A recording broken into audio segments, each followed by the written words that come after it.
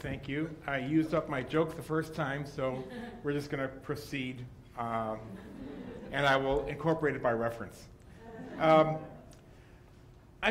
talking about legal ethics. That's what this is about. And I want to raise some issues that I think we haven't really discussed yet, although it does fit in with some of the topics that have come up today. Thinking like a lawyer. So we've all heard all of the criticisms that have been going on for a long time. The current story, many of the current criticisms are that we're not doing a good job of teaching practical skills. But still, I think, with a few exceptions maybe, there's generally an agreement that we're probably doing a pretty good job of teaching thinking like a lawyer in sort of an abstract sense. And we may disagree about exactly what that means, but the bottom line probably is, or at least there's a general agreement that what we mean is the skills of thinking critically and analyzing problems objectively. So the casebook method, the Socratic method, these traditional methods of teaching that we all were trained with, and that some of us still do, I think do a pretty good job of teaching those analytical skills, at least for most students.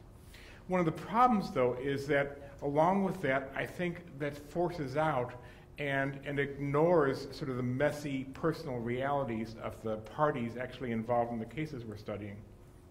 So while we're teaching students to pick apart the appellate opinions and the legal reasoning in the cases that they're looking at, I think the parties in these cases become bit players in this larger drama of policy and law. As teachers, we may lose sight of the fact that these cases that we're talking about were brought by real people with real problems. And consequently, students may lose sight of, or may never even develop, a sense of the responsibility of the lawyer toward the client.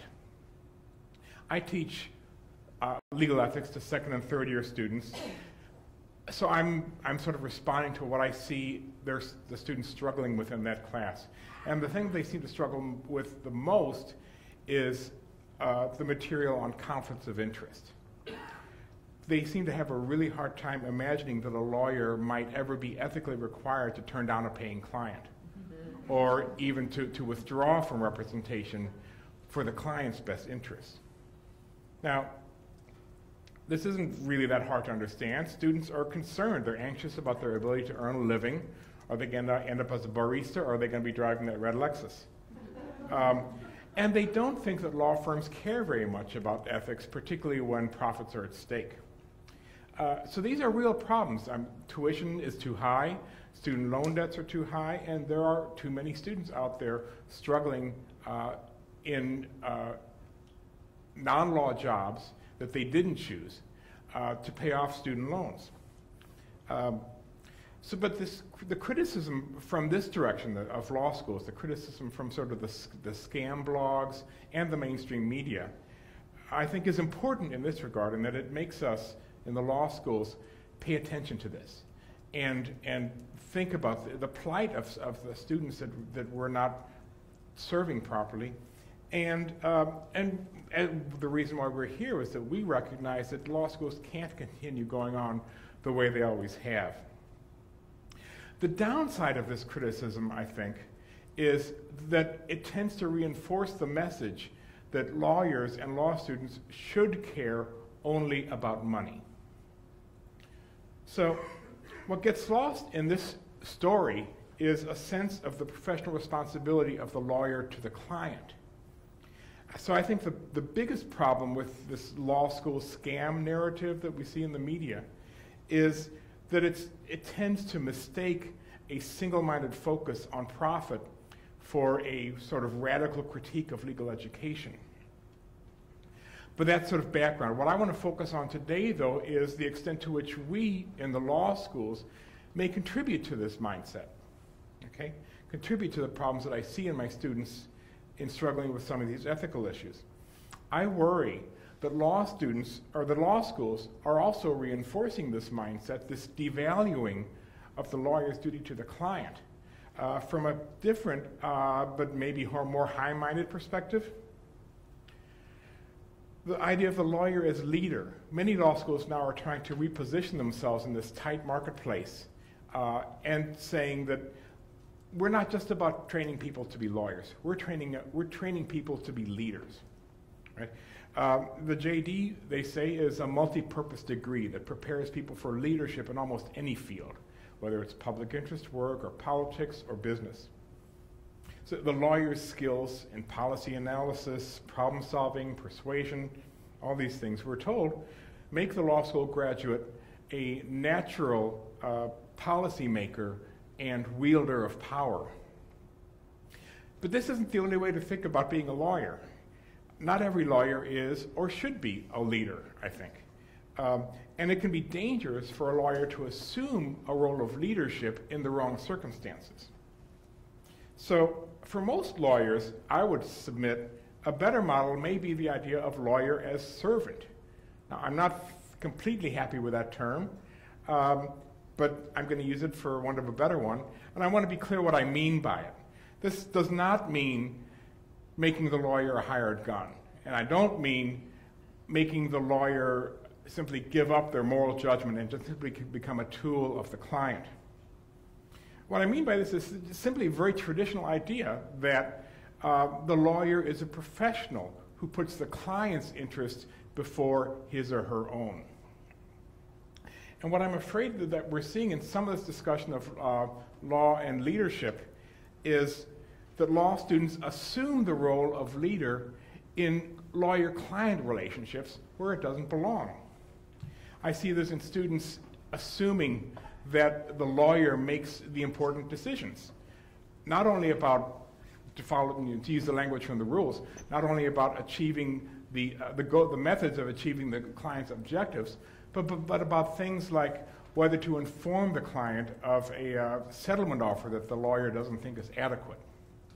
I see it in students' discussions of representing clients with diminished capacity. Students have a hard time accepting that it's not their job to decide what are the best interests of such a client. Students generally understand why they're prohibited from representing clients whose interests are directly adverse, again, to quote from the rules.